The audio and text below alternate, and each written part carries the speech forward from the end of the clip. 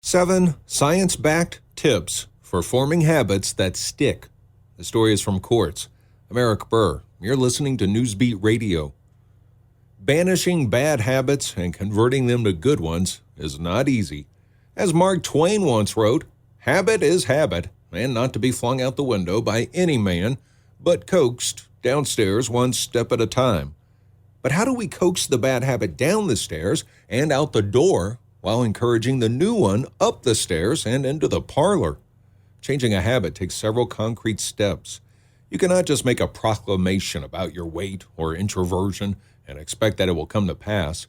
Changing behavior requires replacing undesirable mental cues and associations with constructive ones. That is, rewiring your brain through thoughts and deeds.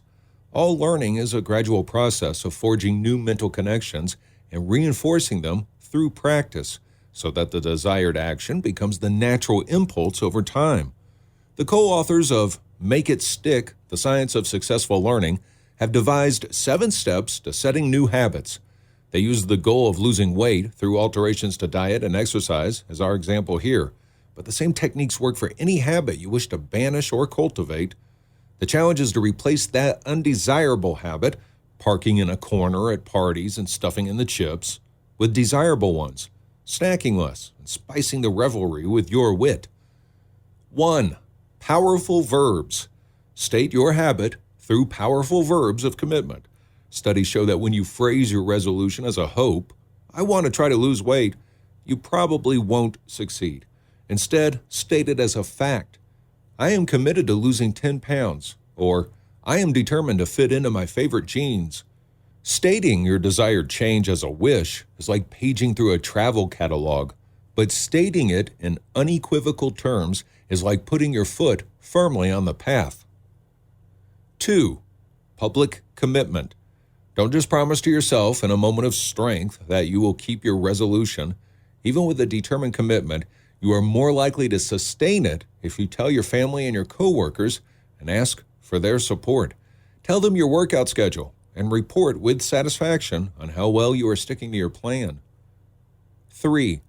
Remind yourself several times a day about your commitment to your resolution. When you wake up, speak to yourself in the mirror and affirm your resolution out loud and how you expect to achieve it. When you succeed in the new behavior, acknowledge doing so and relish the satisfaction of renewed self-control.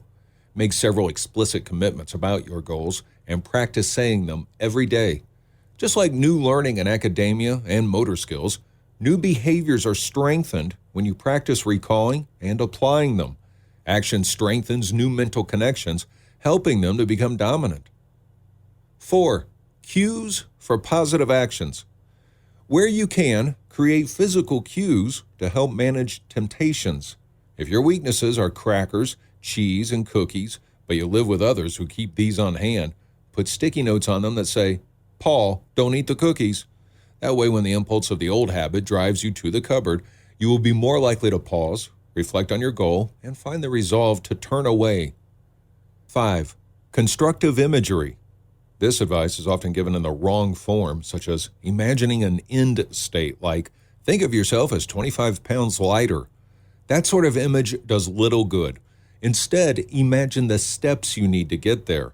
Form images of you're being tempted by an unhealthy snack, and then choosing the healthy alternative. Mentally practice going out to dinner or to a party and picking only healthy foods to eat. Imagine eating only half an oversized diner dinner and taking the rest home for lunch the next day. Imagery and mental rehearsal are powerful training strategies. Football players use these tools to master their playbook by imagining an opposing player's actions and then mentally rehearsing their own responses. Surgeons, police, and pilots use such strategies to embed the correct impulses for responding to varying circumstances. 6. Friendly support. Associating with a group of people sharing similar goals can provide a source of affirmation and moral support toward your goal. Breaking a long-established habit is a sustained ordeal, and having a group to whom you feel accountable, share your challenges, and help celebrate your progress can help you stay in the game. Whatever your goal, the odds are good you can find a group of like-minded people in your community who are supporting each other on the path to success. 7. Self-compassion and dogged persistence. Finally, it is easier to go the distance if you accept your human frailty and refuse to beat yourself up over setbacks. If you go to a party and stray from your goal, when you wake up the next morning, your old habit will like nothing better than for you to throw in the towel and declare yourself a failure. Don't listen. Tell yourself that to be human is to be flawed, but you are still committed to your goal. Pull up your socks, reaffirm your commitment, and press ahead. Hard to do, but essential.